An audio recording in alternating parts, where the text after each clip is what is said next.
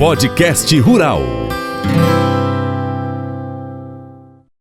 Durante a nossa prosa chegou uma pergunta aqui do José Maria de Vazante. Ele mandou o áudio, a gente acabou passando batido aqui, mandou alguns documentos, mas aí ele já respondeu. Já entendi, vou ter que fazer extremação.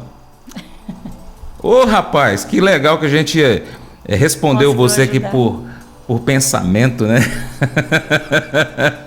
Bom, a prosa aqui é com Ingrid Bicalho, engenheira agrônoma, extensionista da Emater Minas, trazendo aqui informações para a gente a respeito de crédito rural, dúvidas. A gente ainda tem aqui mais 6 tópicos que a Ingrid separou para a gente poder trazer, de dúvidas que costumam chegar aqui para ela, para toda a equipe da Emater.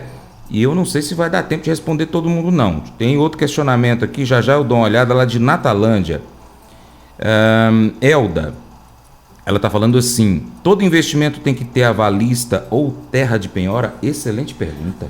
Não, se for demais agricultores, né, todo projeto, a instituição financeira ou ela vai pedir o avalista ou ela vai pedir um bem de penhora. Tá, vamos lá. Demais agricultores, fora quais então? Fora os assentados de reforma agrária. Porque no caso dos assentados de reforma agrária, o INCRA é o avalista. A responsabilidade da área deles, como eles têm um contrato de cessão de uso, o proprietário é o INCRA.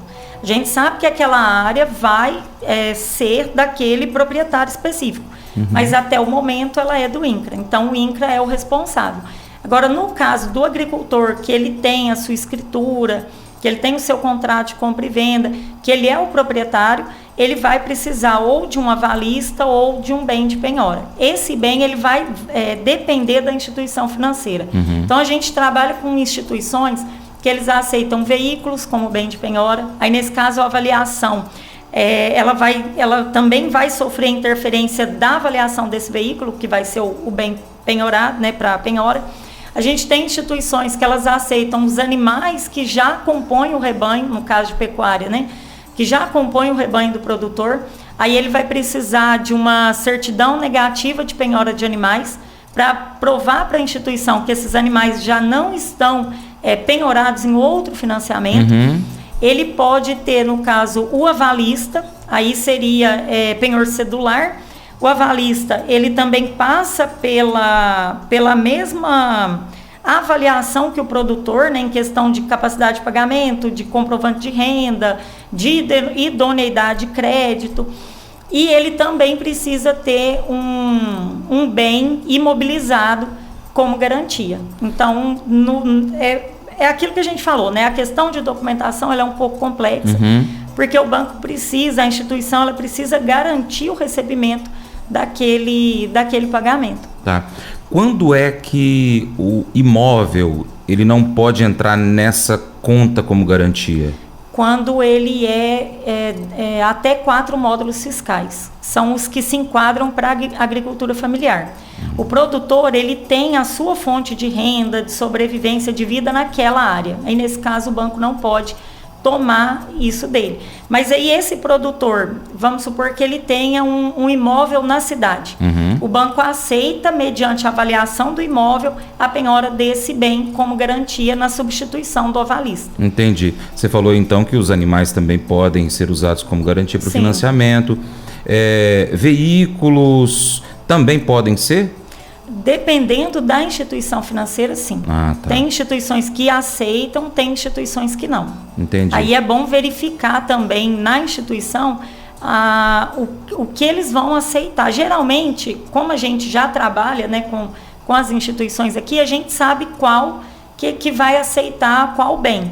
Mas o que eu recomendo sempre? Confirmar isso com a instituição financeira. Tá. Ingrid, você falou lá atrás que o produtor rural, ele pode, por exemplo, ele tem um investimento, né? Ele adquiriu o crédito para investimento, então ele tem uma carência e até 10 anos para poder pagar. Dependendo do investimento, sim. Tá.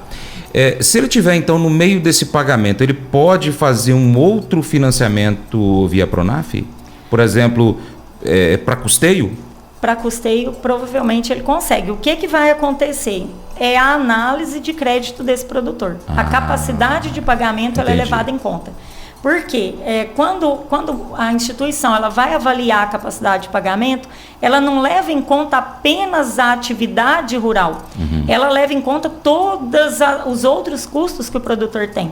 Então, a manutenção familiar, né, os gastos com as despesas de casa, de filhos, isso tudo é levado em conta. Até os próprios gastos da atividade. Energia elétrica que ele gasta, o combustível que ele gasta, funcionários se tiver.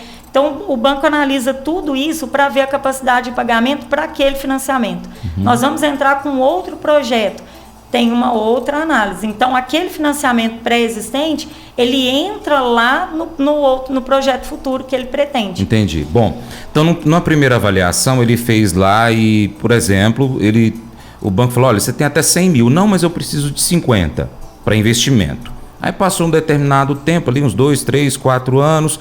Aí eu estou querendo fazer um outro investimento que vai me custar 50 mil.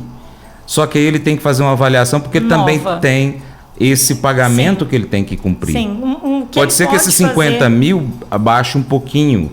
Porque vai ser feita uma nova avaliação dentro da disponibilidade. Não necessariamente aquele valor que ele não adquiriu lá atrás, ele vai estar disponível. Exatamente. Estou entendendo agora. E aí o banco ele consegue trabalhar os recursos controlados dentro do Pronaf. E aí o recurso controlado, ele é controlado porque taxa de juro, prazo de reembolso é determinado pelo governo federal. Mas ele também tem valores que são valores livres, não são controlados, que ele também consegue trabalhar. Então, às vezes, o produtor, lógico, né, analisando toda a capacidade de pagamento, ele consegue um crédito via Pronaf e um outro crédito via recurso livre do banco. Aí a taxa de juro também vai mudar, né? Não vai ser a mesma. É aonde eu queria chegar aqui com a nova pergunta para você e que interfere também no último tópico que você trouxe sobre a quitação do financiamento antes do prazo. Às vezes, para ele, é melhor ele fazer algumas contas ali, tentar talvez até liquidar um bem que ele não está utilizando, quitar esse financiamento e fazer um novo financiamento via Pronaf pela questão da taxa de juro versus taxa de juro de livre. Isso, compensa. Porque às vezes o produtor ele faz o financiamento via Pronaf naquela condição de prazo de 10 anos, mas a atividade dele permite ele quitar antes. Isso até para a visão dele frente à instituição bancária é bom, porque ele é um bom pagador. Ele consegue cumprir com aquilo num prazo até menor do que o banco deu. A mesma questão a gente pode aplicar na carência, porque às vezes o produtor ele recebe 3 anos de carência, ele consegue 3 anos de carência dentro do Pronaf na atividade dele. Mas ele consegue pagar aquela parcela que entraria no 4º ano, né, logo ali após o fim da carência, ele consegue pagar ela antes. Então, nada impede que ele antecipe e já faça os pagamentos antecipados. Entendi. Isso é mais uma garantia. Por exemplo, às vezes o produtor vai comprar matriz de leite e ele vai comprar novilha. E ele compra a novilha com 18 meses. Ela não vai chegar na propriedade já produzindo leite. Então, ele precisa de um período para ela prenhar, né, e começar a produzir o leite. Então, a carência ela é justamente para cobrir isso. Ou ele implantou uma lavoura de café agora, colocou as mudinhas lá pequenininhas, elas já não vão produzir dali 6 meses, 1 ano. Ele precisa que a planta atinja um certo estágio para começar essa produção. Então, a carência é para cobrir esse período. Entendi. Que você já implantou a atividade, mas ela ainda não trouxe o retorno econômico. Entendi. Que é o que a gente não vê no custeio, né? Que a atividade ela é um ciclo mais rápido. Já chegou no finalzinho de nossa prosa. Tem um questionamento aqui que chegou pelo WhatsApp aqui da rádio. E eu gostaria que você trouxesse aqui bem resumido, porque a gente vai deixar isso para detalhar na próxima prosa, que vai acontecer em alguns dias, com um dos extensionistas da Emater, ainda não sei, deve ser o Fábio, talvez, que é sobre CAF. Quais documentos preciso ter para fazer meu CAF? Certo, eu vou passar, né, por cima dos documentos. Acredito que a pessoa mais habilitada que eu conheço dentro assim, do nosso meio aqui para poder falar realmente é o Fábio, até com relação às atualizações que a gente tem na CAF agora, né?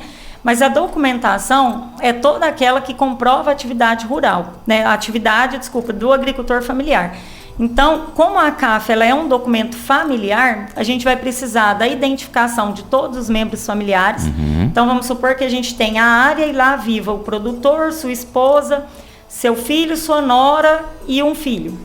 E então o neto, né? Então, a gente tem ali 5 pessoas, identidade, CPF de todos, comprovante de registro civil deles, são casados, tem certidão de casamento, é divorciado, a averbação de divórcio, a comprovação do endereço rural. Então, geralmente, a gente sempre fala da conta da CEMIG, que vem a instalação rural, né? O comprovante de endereço rural ou qualquer outro documento, cartão do produtor, ficha do IMA, vai depender muito da avaliação do técnico, né? A prerrogativa do técnico. Mas, geralmente, o que a gente mais trabalha é a CEMIG. Além disso, as coordenadas geográficas, porque a CAF ela é um instrumento que ela identifica a unidade familiar produtiva. Então, eu tenho essa propriedade, essa unidade familiar. Por isso, a necessidade da geolocalização. Geralmente, documento que traz a localização CAR, ficha sanitária do IMA, se o produtor tiver, ou mesmo, né, se ele conseguir localizar ali com o celular, Google Maps, vai ter as coordenadas de latitude e longitude. Além disso, a comprovação da propriedade rural, né, que a propriedade é dele. Então, escritura pública, a CCIR, o ITR, documentos que comprovem, se for arrendatário, o contrato de arrendamento mais o documento que comprova que aquela área é do proprietário. E aí a gente entra na renda, que geralmente é o que dá mais trabalho no caso da renda não rural. Às vezes, a CAF ela vai buscar informação dos últimos 12 meses do produtor. Então, se ele teve, nesses últimos 12 meses, um vínculo com o INSS, trabalhou de carteira assinada, a gente precisa do CNIS, que é o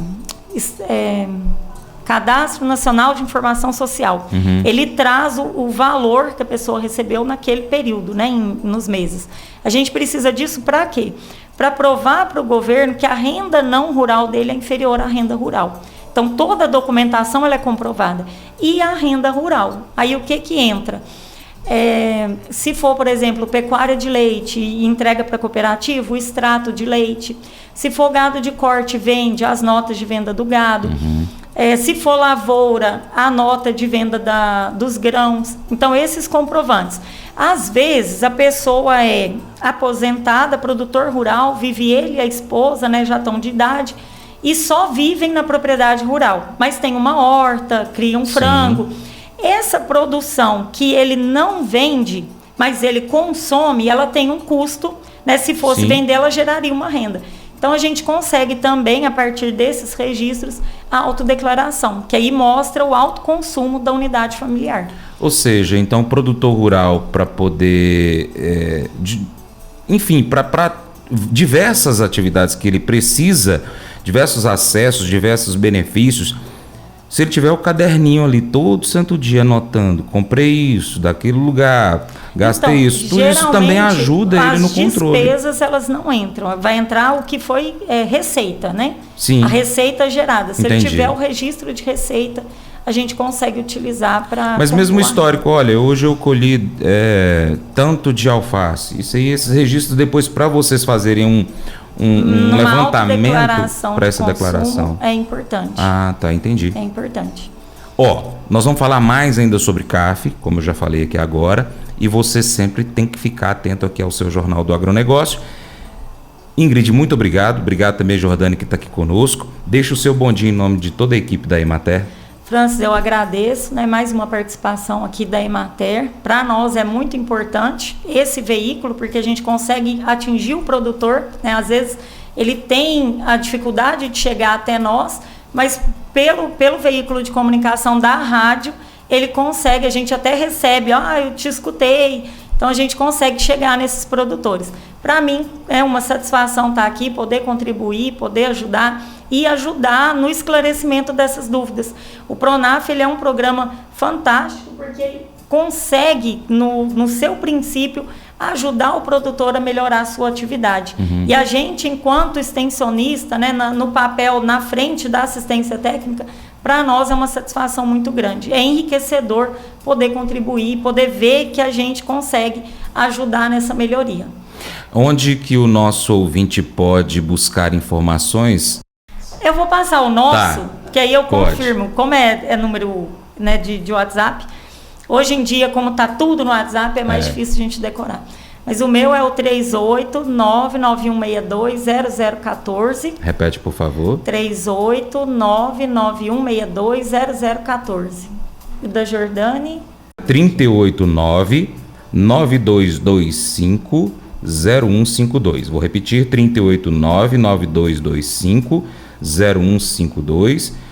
Deixa eu buscar o do Fábio também, né? Isso, deixa eu passar aqui. Do escritório, 992580080. Repete, por favor. 992580080. Muito bom, esses números já são suficientes. Mais uma vez, muito obrigado. Eu que agradeço. Até o próximo encontro. Muito obrigada, Francis. Deus te faz rico de todas as maneiras, de forma que você possa ser generoso em todas as ocasiões, o que resultará em ação de graças a Deus. Deus não te abençoa para que você seja ganancioso. Ele te abençoa para que você seja generoso. Você doa e Deus dá de volta para você, de forma que você possa doar mais e Ele possa dar mais de volta para você, e assim por diante. Deus não te dá coisas para que você possa acumular. Quando você deixa de lado o que está em sua mão, ela fica vazia para receber maiores bênçãos de Deus. Mas como eu disse antes, a doação de Deus para você é baseada em sua atitude. É por isso que é tão importante viver com uma atitude de gratidão. A Bíblia diz: porque isso que vocês fazem não somente ajuda o povo de Deus que está em necessidade, mas também faz com que eles façam muitas orações de gratidão a Deus. 2 Coríntios 9:12. Quando você doa, você está realizando um serviço. Servir e doar é a mesma coisa. São duas ações de amor. Você não pode amar sem servir e doar. E a melhor parte é: seu serviço leva a expressões de ação de graças a Deus. Separe um momento para orar e expressar sua gratidão a Deus. Esse devocional faz parte do plano de estudos Hábitos de Felicidade do aplicativo bíblia.com. Muito obrigado pela sua atenção. Até o próximo encontro. Deus te abençoe. Tchau, tchau.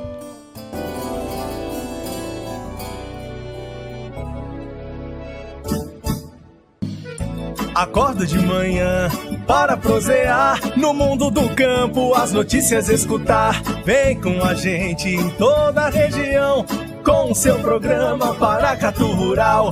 Tem notícias, informação e o mais importante, sua participação. Programa Paracatu Rural. Programa Paracatu Rural.